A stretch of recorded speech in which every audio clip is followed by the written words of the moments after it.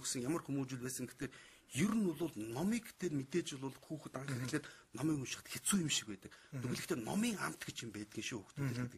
Номын амт гэдэг бол тэр имийг олон талаас нь тийм одоо мессежийг богинохон сэтгэдэг болчлоо гэж хүмүүс яриад байна шүү дээ. Энэ бол манай нийгэм цогш нь үзэгдэл. Урд нь хүмүүс ингэж амархан юмд итгэмтгий байгаагүй. Ингэж амархан бол бид нар далд удирдлаганд автоматтай байгаагүй байхгүй. Яагаад гэвэл хүн бүхэн дотор талдаа өөрийн гэсэн үзэл бодлын ийм тодорхой багт одоо богцтой байсан. Тэр шүүлтүүрээр бид нар сайн муу юм тийм үү гэдгийг шүүдэг, гарцаагаан шүүдэг юм. Хамгийн гол нь номоор дамжуулж өгөх гээд байгаа юм бол одоо нэн тэргүүний хүүхэд залуучуудаа захиж хэлэх юм бол Монгол хүн өөрөө болсон байх хэвээр. Монгол хүн болохын тулд бол одоо надад бол нэг юм ойлголт байдаг хараа. Хөдөөний суманд байгаа хөхт, хөдөөний багд байгаа хөхт, аймгийн төвд байгаа хөхт, хотын хөхт.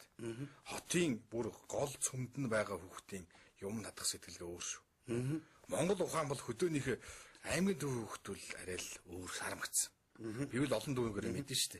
Тэгэхээр хотод байгаа хөхт бол хэтэрхий их олон юмнаас мэдээлэл авдаг болохоор сэтгэлгээний цар руу задарсан мөртлөө Монгол ухааны юм хэлж өгөхт бол хүлээж авахгүй шүү. Харин тийм. Тэгэхээр энийг хандлага руу оруулахын тулд яах вэ? Энэ бол маш том эмгэнэл гэхгүй юу?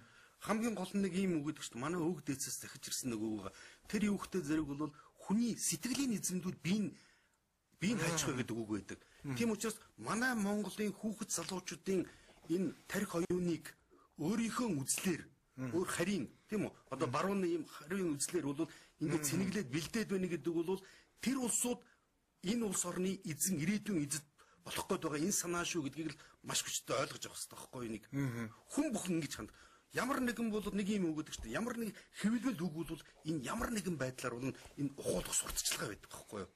Тэгвэл зэрэг чинь ном хэвлэл бусад юмыг бол олж уншихдаа зөв юмыг олж унш.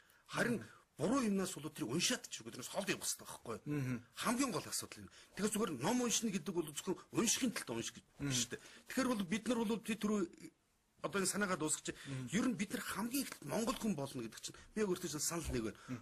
Үнэхээр одоо манай хотын хүүхдүүд болохоор чинь баахан олон болвол ингээд мэдлэгийн юм жижигэн хитрхийтэй байдаг боловч тэр хүнээс яг ингээд тулгаад нэг асуудлын мөн чанар цаатлын утга учирыг асуухтай зэрэг чинь байдаггүй байна. А тэр юу гэхтэй зэрэг чинь ер нь тэр хүнд өөрт нь бол хүний ертөнцийг үзүүл ёс суртахууны ихэн хэмжүүр тийм үү? Энэ өөрөө бол яг дотоод сэтгэлээрээ Монгол хүн болоогүй байхгүй. Тэгэхээр таны ярианаас нэг юм агуулга гаргаад ирэл та. Хүн бүр математикч болох алгүй хүн бүр эцэг болдгоо гэдэг. Яг үнэ. Хүн бүр Монгол хүн болно шүү гэдэг. Хамгийн гол Монгол хүн. Бинийг л хүмүүст өнөөдрийн энэ нэвтрүүлгэд оролцсны гол нь бол хүмүүст энийг л ойлгуул. Тэгэхээр Монгол хүн болох төр хөдөө 100 аваачаад яах гадагшаа бол экотуризм хийх гэдгээсээ илүү одоо бол гэхдээ яг үнэлэх 70-аад оныхноос хойш 80-аад оны хүүхдүүд бол хүүхдтэй Монгол ахуй зааж чадахгүй тий. Харин ийм болчоод байна. Ийм болчоод байна. Энэ бол одоо манай нийгэмд бол одоо ингээд болж байгаа энэ одоо ядуурл ихсэн гэдгийн хамгийн гол одоо чинь мэдээж энэнийг бол эдийн засгийн хүчин зүйл байгааг бид бүгд тэр оюун Монгол бол энэ чиглэлөө яаж хөдлөх Тэгэхээр тийм юм уншаараа гэх юм уу да ингээд ихийн оронд за нэг ийм юм руу явуулаач номын клуб ихэн гэдэг тийм аргыг нь бол яаж зааж өгч. Тий. Тэгвэл зэрэг чинь болов би дахиад хэлэхэд ер нь бол бид нар өөрснөө бол Монгол хүн болохын тулд чинь Монголынхаа түүх соёлыг Монгол хүн бүхэн насан туршдаа нэг юмыг байнга бодож байгаа шүү дээ. Би энэ Монголын ард түмний эдисэн юм шүү. Энэ ганцхан би бол энэ нутаг дээрээ би ганцхан жинхэнэ ёсоор эзэн хүн шиг байж байгаа.